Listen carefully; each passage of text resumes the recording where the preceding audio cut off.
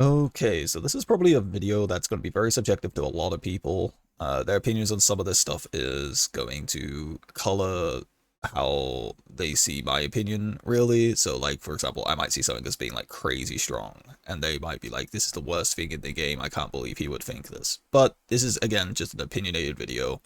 There isn't really, like, I don't have hard math behind the numbers of each of these, but I'm basically just going to talk about the perks. And my opinions on what I think is currently strong.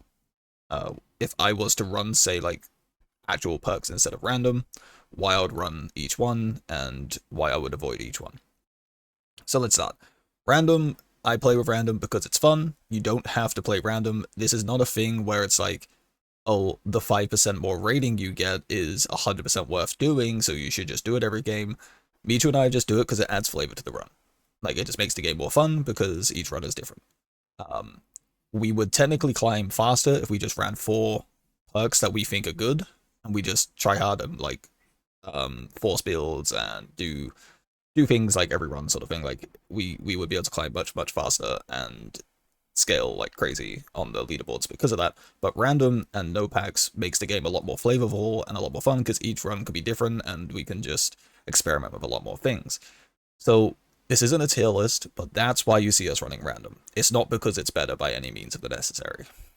Tempo is crazy, arguably like the strongest perk in the game because of how strong buying 15 costs in day 1 and 2 is to be able to pair off on day 3 and 4 for epic items.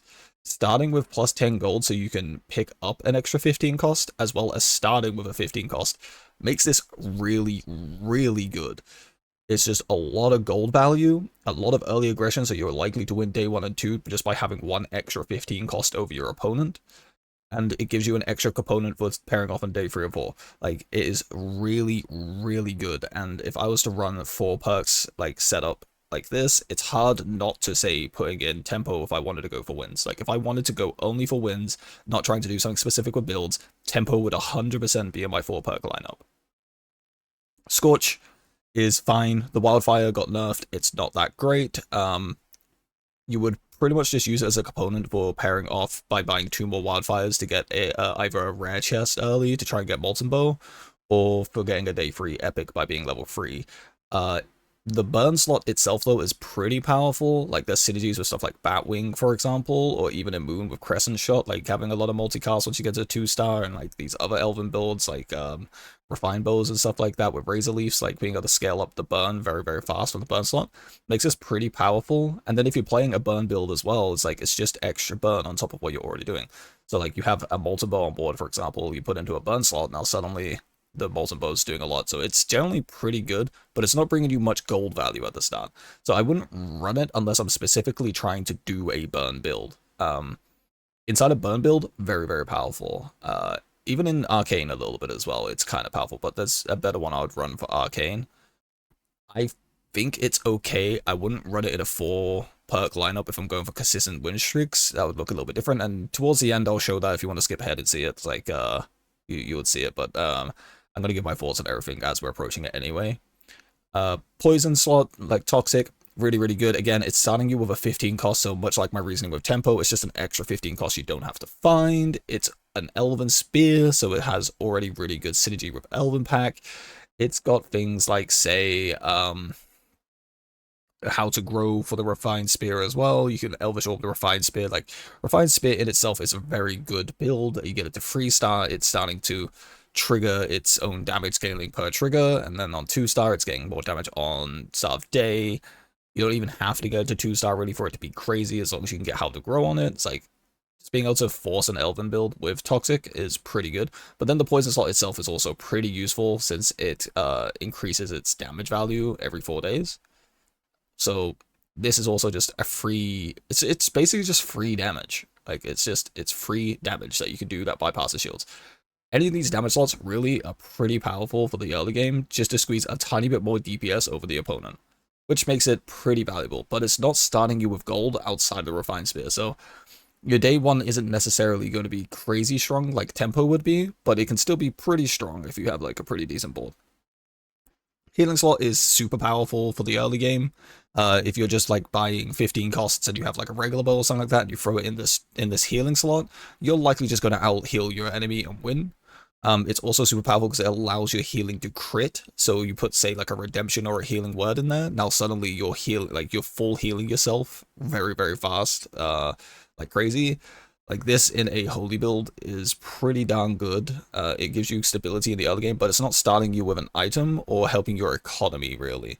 So this does fall out of favor in that sense. But the value that this gives you in the early rounds is pretty good and will help you win rounds, but it doesn't stop you getting blown up, you know? Like if you run into a fully stacked Mythic Rod, like this isn't going to do anything. In the late portion of the run, if you're running into like Nightfalls, it isn't going to do anything. If you're running into a Giga stacked Wildfire, a Giga stacked Molten Bow, for example, that's just doing thousands and thousands and thousands of burn, this isn't doing anything. But in the early days, like day 1 through 4, this could probably squeeze you a few wins, much like Turtle. Like these things are basically like, in my eyes, equal value. Although Turtle in an endless sense has a lot more value because of having your shields crit means Curse Shield goes crazy. So this in an endless sense would be an auto include. Pretty sure William, for example, when he's going for his record runs, resets until he hits Turtle. So yeah, that kind of speaks to the volume of Turtle in endless. But healing being able to crit isn't quite the same. I guess it would be fine if you're doing, well, no, because even then you're looking for bigger slots. So the Chosen wouldn't even help you in the Solaris setup. So yeah, this is mainly just like a day 1 through 4, maybe 5 and 6. Like this will have impact. Past that, it's not going to do too much. It does have one other benefit, which comes with the combination of sticking a cold shot inside it and then making a Healer's Oath from Holy Pack Frosty. You can have them infinitely trigger off each other by having the cold shot inside a healing thing, but you could also achieve that just by giving it like a healing potion from a witch brew or something like that. It's fine. You basically will just use it to get some early wins in the mid days. Lucky, extremely good. I like this because, again, starting with a random 15 cost, much like Toxic, much like Tempo, just helps you day 1 through 4. It means you're just going to be more likely to pair off to find your epic sooner. But also, the 2% luck is kind of slept on. People feel like it doesn't do much, but I swear, like, if I go back through and you look through my videos and you see me running Lucky, I'm finding more Lucky rolls on day 3 and day 8 than, like, usual. And then when you're going into the later portion of the runs, it makes it so you're less dependent on finding the Lucky roll, whatever her name is, Celestia? Not Celestia. I can't remember her name suddenly, but the day 9 encounter, which gives you lucky rolls, like you're less reliant on finding her to get them, because this is great. And then if you manage to luck into a luck shop that gives you more luck potions, like this 2% swiftly becomes much nicer. Mainly taking it for the 15 cost item though. This is something I would run in a 4 perk lineup, in comparison to these two, which I wouldn't if I'm trying to climb, but like this I would run in a 4 perk lineup. Like it's pretty damn nice. Strike, this is crazy. Starting with a Silver Lance is already really good. Silver Lances are a 20 gold item, so you can instantly sell it for 10 gold. So you're just starting with 10 gold. That way, like anything that makes you start with an item, if you think about the sell value, then it starts to make sense why they're very nice. But being able to sell this off for 10 gold is pretty good. But also, Silver Lance is generally a pretty good item in bleed builds and moon builds. So starting with one for free is already 20 damage per trigger because the multicast. And then on day 8, you're getting a multicast slot. So this means on any build that utilizes, say, like a ramping effect, like, say, a Fire Orb, like you put the Fire Orb or the Arcane Orb inside a multicast slot, now suddenly you're doubling your ramp value without needing to find, like, Audacious Call. So it's already gaining a bunch of value from that. Or you're doing, like, a big bonk build with, say, like, Bone Clubs or a Mythic Rod or something like that. Like, now suddenly, like, this multicast slot is giving you a lot of value. Multicast is very powerful, so having this slot on day 8 is great. And starting with an item is really great. Again, it's not making you start with extra gold, though, but it's still a 20 gold item that's doing 20 DPS per trigger, whilst you're also slotting in your 15 costs for your tempo start, so it's generally pretty good. And then you find a Lapis or something, and you end up going towards a moon build. Like, that having that Silver Lance is just 20 less gold you're having to find, right? It's very nice. Darkness, this is very versatile, and it starts with a Twilight's Edge. Twilight's Edge on day 1 through 3 is pretty powerful. Like, it hits very hard, but it has a very slow cooldown. But it can also bonk extremely hard once you get it built up. So starting with 1 for free is quite nice. If not, then you can just sell it for 13 gold, which is pretty cool. The Night Slot, on the other hand, start of combat effects trigger twice here. This is multiplicative with, say, Nightquill. So if, say, you have, let's just use Twilight's Edge as an example again, because you start with one. This will give you 7 damage on start of combat, and you put it in the Night Slot. Now you're getting 7 damage plus 7 damage. But then you have a Nightquill. Now you're getting 7 damage, 7 damage, 7 damage. That's 3 triggers of getting 7 damage. But then you upgrade the Nightquill. Now you're getting 7 damage, 7 damage, 7 damage, 7 damage. Like, you get 4. Like, it goes kind of crazy. It's really good. And then you have Dark Necklace. Like, this can get out of hand pretty fast. But you could also utilize the Night Slot for things like Soul Splitter, so you get that multicast stacking on your Soul Splitter faster. You could utilize it in Refined Bow, so you get the multicast on your Refined Bow from Elven faster. You could use it on even like your Flame Molten Bow to get like the burn stacked up faster. Like, there's a lot of on-start of combat effects that aren't just specific to Dark, which makes this slot pack really, really good. Now, let's say you're playing for Endless and you don't have Turtle, but you manage to snag onto a Darkness. Well, you stick your Curse Shield inside this slot, suddenly you're gaining a lot more shield, or you put your, say, your 1,000 cuts if you're doing the one-shot variant into this slot. Now suddenly you're gaining more and more damage value per trigger of that Dark Necklace stuff. Like, it's generally a really good slot. And it's pretty powerful for the item it gives you. It's just not starting you with extra gold, so if you swing and a miss on your early shops, you can feel the effects because it's a slow weapon. But overall, you don't have to play around the Twilight's Edge or the Dark Pack whilst using this slot. You can still utilize other style of combat effects, which are very powerful. Like, you could literally just pick up a garnet halfway through your run, stick it in this slot, and suddenly you're generating twice the amount of items. Like, it's really, really good. Candies, this is definitely a slept-on perk. A lot of people hate on Candies. Like, they think it's bad. A lot of people think they only give you value once you, say, get a candy shop, because obviously each candy you pop from this perk will make the ones at the shop better too. So it's like, people think you have to find a shop for these to actually have an effect. But now I'm gonna try to break this down in an easier way. You start getting these candies from day 4. Picture why Brew Today was so prevalent in the early days, and still is pretty strong, for just buying for 35 gold and putting on your bench. This is basically a Brew Today without needing to take a slot. A Brew Today was really, really strong because you're getting cooldown vials, you're getting health vials, you're getting crit, you're getting damage, you're getting healing and shielding that you could just put onto an item and scale up an item and use it as like a funnel strategy in early builds. So like, say you got Strike and you got a Silver Lance, but then you put down a Brew Today. You funnel all those brews, those vials, onto the Silver Lance, and now suddenly your Silver Lance is like critting, healing, shielding, and stuff like that, all pretty early into the run and becoming a tough thing to deal with. Candies do the same thing. You can get these early and start ramping up the value from day 4 onwards, gaining more damage, gaining more crit, gaining more healing, gaining more shielding, getting rerolls that are cheaper, like all these things just passively. It's generally pretty good, and it starts you with 5 extra gold, so you're starting with 60 gold instead of 55. That's in your starting shop. If you suddenly have 4 15 costs in your starting shop, you can buy all 4 of them instead of only 3 of them.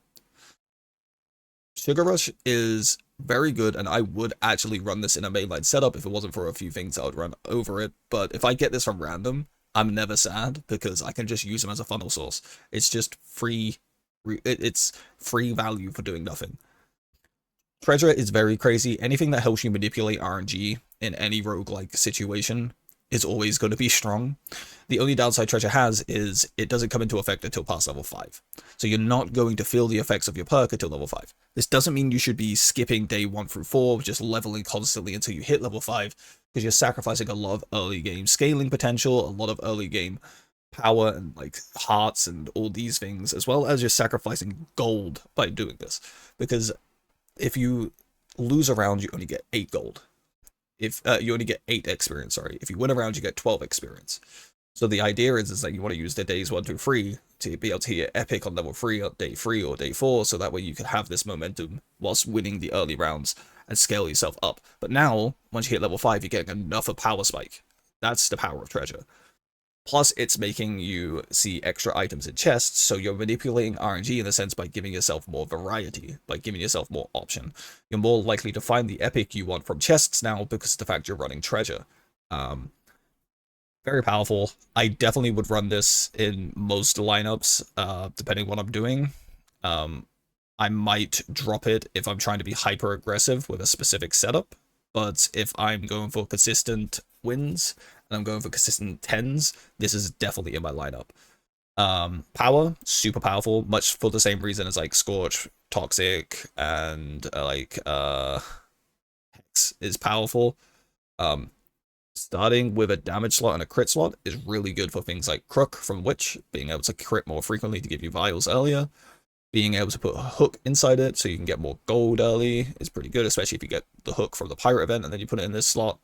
Like, it says 8% chance, but obviously you're going to feel that value a lot more when you already have an item with high base crit. So these are very, very good slots. And then the damage slot ramping up over time, like over the days, is also very noticeable. Some items that are like generally pretty weak suddenly feel very powerful just by putting them in the damage slot. And the difference between someone not having these, like having any slots on their board, and you having these and being able to do your tempo opener and putting, say, like your novice blades inside the damage slot, or your recurve bow, your regular bow, for example, into the crit slot, like you're suddenly just outvaluing and outpowering your opponent whilst having basically mirrored boards. So power slots are very powerful. They're just not helping your early game economy all that much. Electric is probably one of the better perks in terms of winning day 1 through 3. It's just 20 damage every second. That's the way you should look at this. Just look at this as everything that you place on your board now, you're in anything from day 1 through 3 is just doing 20 damage per second. Because if you put a goblet inside this, well, your goblet is now having an extra 20 damage per second from the shock that it's applying.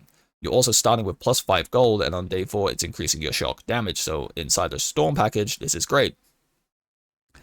Also, because any item that you put inside there can get can then apply shock. You can then put Tempest inside this, inside a storm build, and suddenly Tempest is firing shock that it's detonating by itself, so it becomes crazy strong in a storm pack. But on things like, say, Arcane, it's also pretty powerful because you have things like Runic Shield and like any of these multicasting stuff, so you can apply a lot of shock. It's just pretty good early game damage.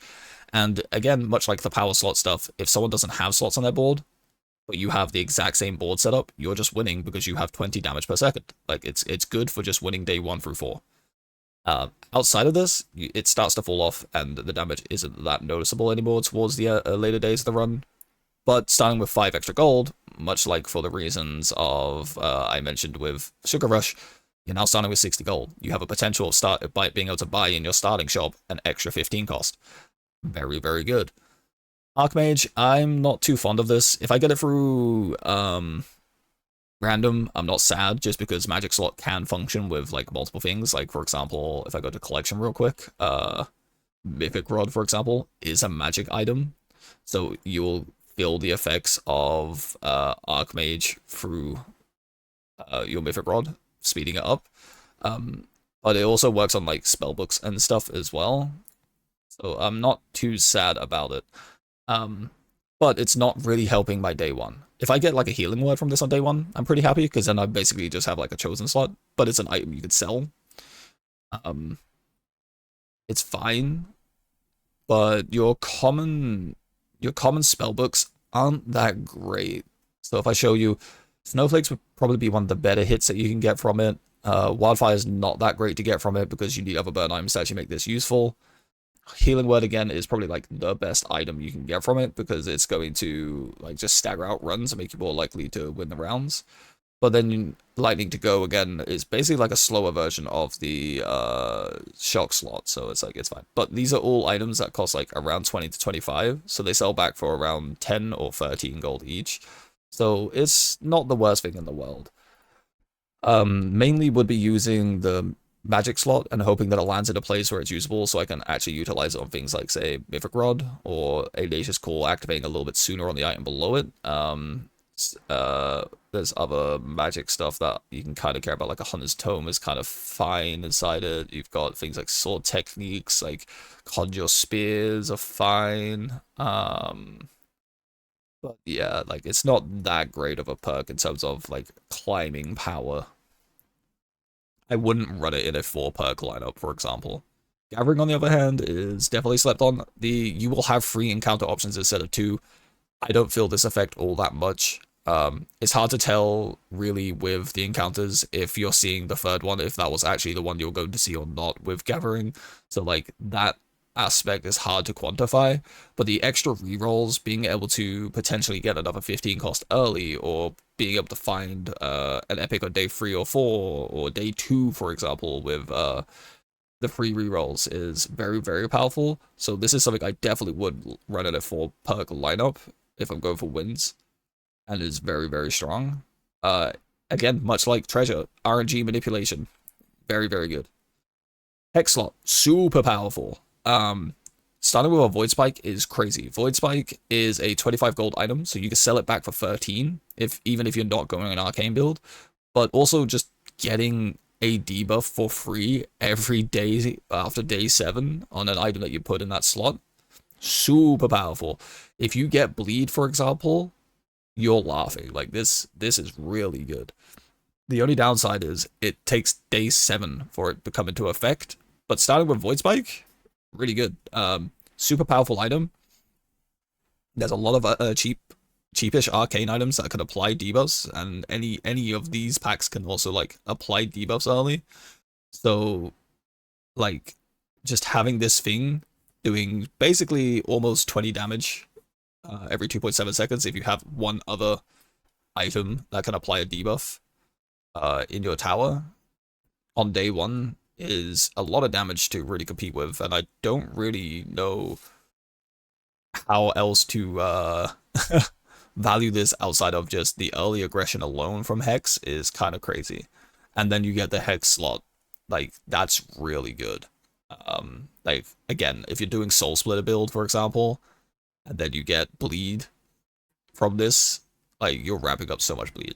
You're doing a crystal build, you put your Shard Fang inside this slot, for example, it won't be able to get bleed until you 2-star it, but it can then start applying the burn and the poison for you, like, a lot as well. So Hex slot is pretty powerful, it's very versatile, and it's just free damage. Stock is hard to evaluate, because, 1, it is giving you plus 5 gold at the start, so you're potentially starting with 415 costs again, which is really strong. But you're also seeing like 1 extra thing at every shop, so you're more likely to see an extra 15 cost as well. But you're not really feeling its power in the moment. But over the course of your run, again, I said this early on into early access, the value of stock is very good, because if you think about this day 1 through 8, you and your opponent have never rerolled, you're just buying stuff on the first shop that you're offered, so that way it's easier to like estimate the numbers that, in comparison. You have seen 8 items more than your opponent, because they are seeing 7 where you're seeing 8. So day 1, you'll see 1 extra item. Day 2, you've seen another extra item, etc, etc. By day 8, you have seen 8 more. So the chances of you having a more powerful build or seeing something more powerful is much higher than someone who hasn't had stock. Then you start factoring re-rolling into that as well. It's like each re-roll is like you've seen an extra item more than your opponent's. Like, stock's value is very strong. Anything in any game that has RNG involved that gives you a way of manipulating RNG or reducing the downsides of RNG is always going to be strong. The only downside is it doesn't help your early game aggression outside of that chance of finding 1 extra 15 cost, which means if you don't find something that you could purchase for that 5 gold immediately, and the starting shop is just bad and you're not seeing anything great, then you're not feeling the effects of stock, and you're losing out to anybody who has something like, say, Scorch, or Toxing, or Shock Slot, or anything like this. So there is a chance that you'll lose one of your days on 1 through 4 if stock misses, but throughout the course of a run, like say you're going through Endless as well, I generally think stock is extremely good, just because you have a chance of fighting more things. Now let's say you're lucky rolling as well, and you have stock. Well, some Lucky Roll shops, like the Candy shop, for example, will actually have an extra item in them because of stock. So when you hit a Lucky Roll with a Candy shop, for example, you actually get offered Homebrew as well because it's an extra slot that it won't fill with a Candy, so you get a Homebrew offered. Because, you know, Homebrew is going to be sweet, I guess. I wouldn't... Well, I would run this in a 4-perk lineup, but it really depends on what I'm going for. If I'm going for consistent wins, there's better options I would run. But if I'm, say, going for something specific, I would probably run stock because of the fact it's giving me that option, that variety of being able to potentially find it more. Essential oils, day 5, get a essence. This just really depends on the essence it gives you to the power level of it, but essences are very powerful. If you don't know what essences are, like, because you just see potions, essences are basically the ones that puts tags onto items.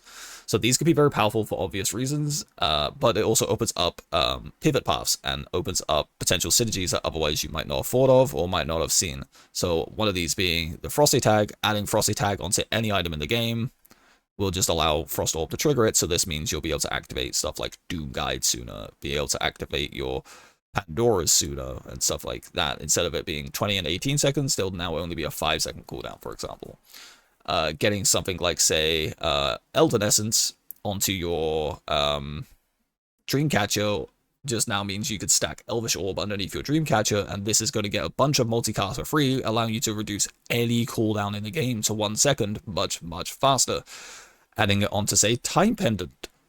Being able to Elvish tag your Time Pendant, and then have this get a bunch of multicast. You can use this to, like, turbo trigger, again, your Doom Guides, your Pandora's boxes, or even a Mimic Rod. You can, like, Elvish Orb a Time Pendant, get a bunch of multicast on it, put it above a Mimic Rod, and now this thing is just going to keep copying the Time Pendant, and now you've got basically infinite economy. Like, you've got all these synergies thanks to essences that otherwise wouldn't exist.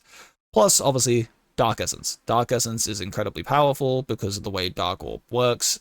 This in itself is just something broken inside Endless, but there's other ways to generate essences for Endless mode, so you probably wouldn't run the essence tag for that. But yeah, this does open up avenues of creativity and broken combinations, so it's definitely very good. If I was doing, say, trying to force a Doom Guide build by leveling to 5 very, very fast, I'm of course going to be running this, and in my example video of doing fast 5 leveling, I was running this perk, for example, because of the fact of that reason, being able to add tags to Doom Guide, add tags to Pandora's, or even add tags to, like your Healer's Oath, for example. Adding Frosty to Healer's Oath and then giving your cold shot some healing creates an infinite feedback loop. So it's like, Essential Oils is very powerful for that, but you're not going to feel its effects until day 5, and even then it might give you an essence that just doesn't help you at all, and doesn't really do much for your build. So this, if I was going for consistent wins, I would not run. But if I'm trying to create something fun and be very creative and do something wacky, I'm definitely running Essential Oils because of just the potential cost of what this could allow you to do is so high. Melee slot, this is incredibly powerful. You're starting with a Bone Club, which is already one of the better DPS items from the 15 costs, and you gain a melee slot on day 3, which is a percentage value instead of a flat value. Melee slot giving you plus 25% melee damage means things like your stacked Nightfalls are going to be incredibly powerful. Things like your stacked Void Stingers are going to be incredibly powerful. Your where is it gone? Like your Noble Spears, when you get these leveled up, become incredibly powerful, all thanks to this melee slot, as well as like Astral Hammers and stuff. You also get it reasonably early as day 3, and then of course I should have actually mentioned the most obvious one, which was the Bone Club itself. Like, getting this to 2-star fast and putting it in a melee slot is a lot of damage, and then you give it some crit, it goes absolutely crazy. Melee slot, I would definitely run in a 4-perk lineup if I'm going for consistent wins. Starting with a 15 cost as well, again, being able to start with potentially one more 15 cost than your opponent on day 1 is just a lot of value. Crazy, crazy strong. Whoa. Artillery, much like melee slot, super powerful. Starting with a regular bow is okay, but day 4 gaining an artillery slot, the slot is absolutely insane. If you get artillery slot, the most consistent way to play around this is basically doing a bleed build, because the extra projectiles that come from the artillery slot can trigger the damage effect of bleed. And if you don't know what bleed damage effect is, it's basically putting a debuff. If you look at the top right here, hold on, is there a way that I can show this a little bit easier? Not really. Okay, well, if you look at the top right here, bleed, enemies take bleed number extra damage when hit by items. So you apply bleed to the tower, say you put 2 bleed on the tower, and then you hit that tower, you're now doing 2 extra damage on top of whatever you were doing. So if you have artillery slot, each of these projectiles will trigger that bleed damage effect. So you're doing bleed number times 2 per projectile that comes from your items. So you put down a bunch of projectile bows, you put them inside the artillery slot, you throw some bleed in from crystal, suddenly you're melting health bars, you're extremely powerful, and it's just a lot of damage to deal with in a short amount of time. You do the Elven build, for example, you put a Razor Leaf inside this thing, you're going to have so many petals and stuff going across your screen. Super powerful. Melee slot, artillery slot, both in my opinion really strong for early game and consistent throughout the game. And you start with a 15 cost item, again making your day 1 stronger than your opponent potentially, as well as giving you potential day 3 for combinings for epic chests, which just means a lot of value. Flash sale, this is arguably one of the worst perks in the game now. A lot of people are going to be like, no. You just set up the shop before the day, freeze it, go to the next day, buy the items for cheaper. Here's my argument of why this is bad. Plus 5 gold at the start, really good for obvious reasons, like I mentioned with Sugar Rush and like other perks I like that start with 5 gold. Being able to potentially start with an extra 15 cost, very, very, very good. Now, where it gets bad is because it comes into effect on day 3, 8, and 11. These are very good power spike days. Day 3 is when you get your first epic. And if you freeze your shop, like beforehand sort of thing, or like there's a chance you buy it cheaper. Day 8 is usually around the time where you're hitting legendaries, like you're hitting level 7, usually day 7 or day 8, so your next shop is going to have legendaries on sale. Day 11 is when you can pick up Benediction from Bishop, which gives you lucky rolls. Unfortunately, no longer synergizes with Flash Sale, because you can't utilize the on sale effect to re-roll the lucky roll to be on sale, because it only lasts on the first shop offered of that day. Now, people's arguments will be roll down the day before, set up a shop that you want to purchase, freeze it, and buy stuff on the day where it's on sale. You're not saving money when you do that. Say you're rolling down on day 2 to set up a nice shop that has an epic. Say you see a Venom Strike that costs 40 and you just re-rolled a bunch to buy that Venom Strike. You freeze it, you buy it next day for 20 gold. You're still spending money to re-roll. You're not saving money by doing that. It's very bad to do that. It's much better just to level up and then chance the next shop that you see has that Venom Strike and has like it on sale and stuff like that, instead of trying to force down a re-roll to get that Venom Strike. Like, this perk is just not impactful anymore ever since it's nerfed. Like, if it was like the next 2 shops you see, it'll be much better. But the fact that it's just the first shop you see makes this thing either really good, depending what it shows you, or extremely useless because you got to reroll away from everything that's on sale anyway. Like, this thing is just terrible. I'm never running this in a 4 perk lineup anymore. If I get it from random, I'm usually pretty sad, or I just ignore it. Merge, I hate the merge strategy, but I can't argue with its strengths. Being able to do something like merge Moon Knife or merge regular bow is super powerful. But it kind of goes against the fundamentals of the game of trying to build up a baseline economy, trying to build up like a smooth leveling curve and all this stuff. Like, it ignores the strengths of leveling, because you're basically trying to pair off things like Moon Knives as early as possible. So on day 7 you can combine 2 2-star Moon Knives for a 3-star Moon Knife or a 3-star regular bow, etc. It's not that great. I do like it when I'm using stuff like Conjured Spear, because you can still play the game with your good fundamentals of having a strong level curve, but also generate the items for the merge, which I think is a much better way of utilizing merge, because you're still building up a strong board and economy whilst getting the value of merge. Like being able to Conjure Spear on Silver Lances, for example, and getting a 3-star Silver Lance on day 7 from Conjuring is more impactful, in my opinion, than sitting there rolling down constantly at level 1. Because there is definitely scenarios where if you roll down day 1 through 7, you're staying really super low level, and you just don't find your last copy of regular bow that you need. you just get blown up, and then you're pairing off on day 8 instead, and you're just like an entire day of tempo behind. You're several levels behind. It becomes almost like impossible to have that comeback with that strategy. Like, there is no pivot option in that strategy. If it doesn't work out, you're just screwed. But with the Conjure option or the Pandora's Box option, where you're just generating the items that you want to merge is very powerful. I wouldn't run it in a 4-perk lineup just because of the reasonings I said before. Like, the downsides are way too deterministic, in my opinion. Like, if it misses, you're just screwed for the run. When it hits, and like it does hit frequently, is super powerful, but that just chance of it just completely screwing you over completely, I just don't like. So that strategy is why I don't like merge, but it is super powerful. Growth slot, I can take it or leave this. It is just a way of passively reducing a cooldown of an item. It's pretty strong, but it doesn't help your day 1 through 4 pretty much at all, because you're not getting any extra gold and you're not getting an extra item, but like your day 2, your item will have a slightly faster cooldown than your opponent, which is fine. It mainly feels powerful when you start considering items like Doom Guide being slotted inside it, and you're passively reducing your Doom Guide's cooldown, or you slot your orbs and stuff inside it, so your orbs have a reduced cooldown for buffing things. Like, it's good in that sense. But outside of that, I'm only really going to be happy to see this if I get it through random, because that means I didn't land on Gambit, or I didn't land on Flash, or I didn't land on Merge. Like, I just have a growth slot instead. Like, I'm not really going to run it in my 4-perk lineup.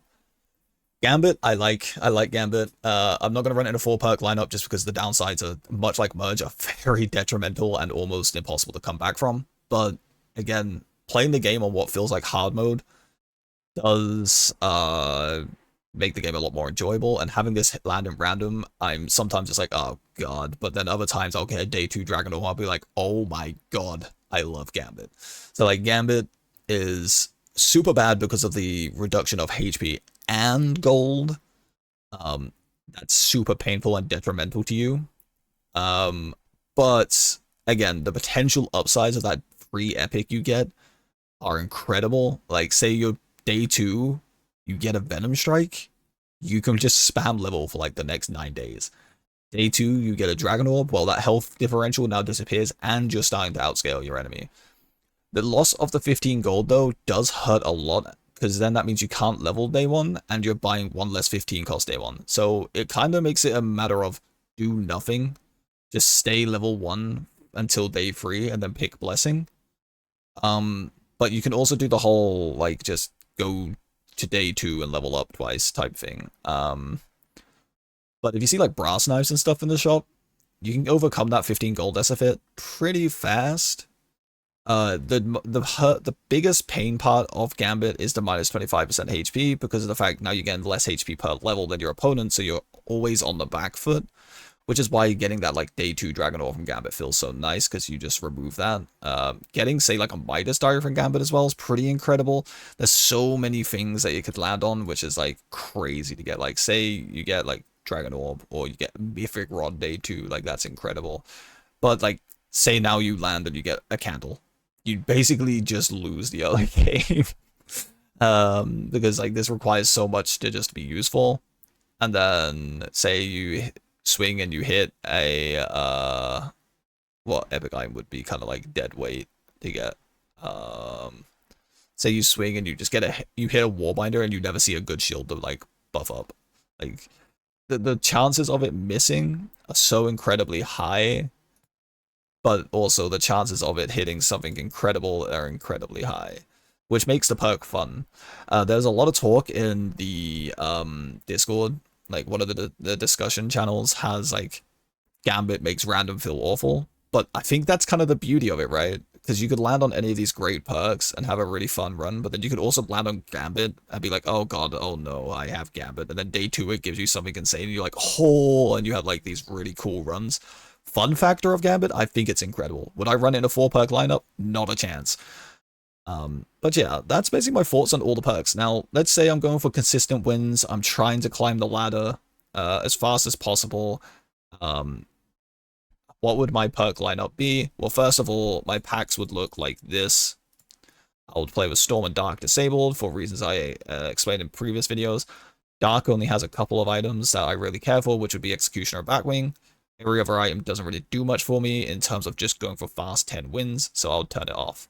Storm, very self-centered. It doesn't really synergize with too many packs outside of Arcane and Witch, so I'll just turn it off. It is a fun pack though, so for fun I would have it on. But then let's say now, this is my pack lineup. What perks would I run to supplement this to try and get consistent 10 wins? Well, I would have Tempo, because again, in my opinion, best perk in the game. Starting with extra gold and a 15 cost item for the healing touch strategy of buying 15 costs day 1, level day 2 and 3, and then pair off on day 4. Tempo just fits into that perfectly, gives you so much power and so much value that it's just hard to argue not to. My next, like, big perk I would run would be Strike.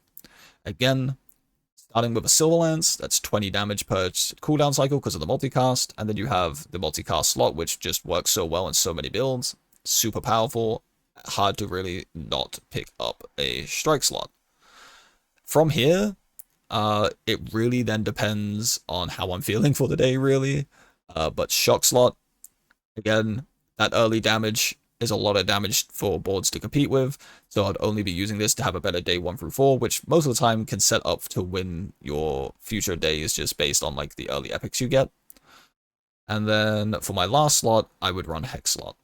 This is what I consider to be like the most powerful early aggression perks in the game for getting you wins on day 1 through 4, so you're not losing that 4 extra experience per day that you lose on the day 1, 2, 3, and 4 area, which then can set up for you getting epics on day 3 or epics on day 4 that can swing you and carry like your rest of your run with the tempo that it provides all the way up into your 10th trophy, and can like lead you to have some pretty strong like boards pretty fast. So that's my opinions on these perks. I've done a lot of testing with these perks, like that's why my match history looks like this in a way, because I was testing these perks out, and that's pretty much where I came to this conclusion that these perks here are just for the early game the strongest in the game. Which when you're going for 10 trophies, your early game is kind of what matters the most. Now let's say I wanted to do something where I'm scaling a little bit more towards the legendaries, and I want to go a little bit more of an economy route. I would still run Tempo, because again, the early aggression it gives you, like you might be able to buy an extra brass knife, for example, with the gold that it's got from it. But then I would run something that's a little less early game aggression and a little bit more scaly, and do something like this.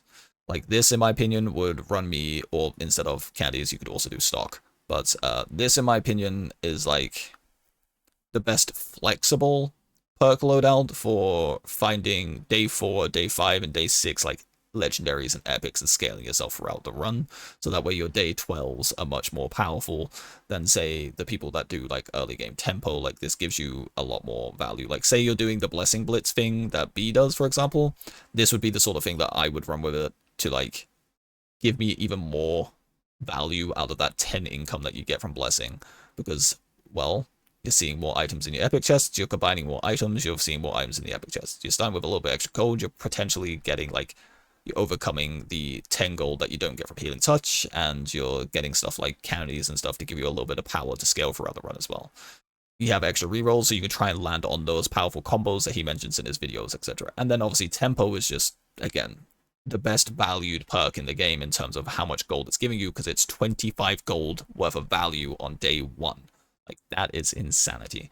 Please don't nerf it, Bokari. It is a little bit too dominant, but at the same time, if you nerf it, it becomes useless, because that's the only reason it's picked. Like, you could remove the 10 gold, and then no one's going to ever use this perk, right? Like, it becomes much worse than, like, every other thing comparison, so please don't nerf this. But yeah, that's my thoughts on the perks. No run today, just pure yapping for 40 minutes about perks and my thoughts and builds and lineups and stuff for it. So anyway, thank you very much for watching. I'll catch you guys in the next one. Bye.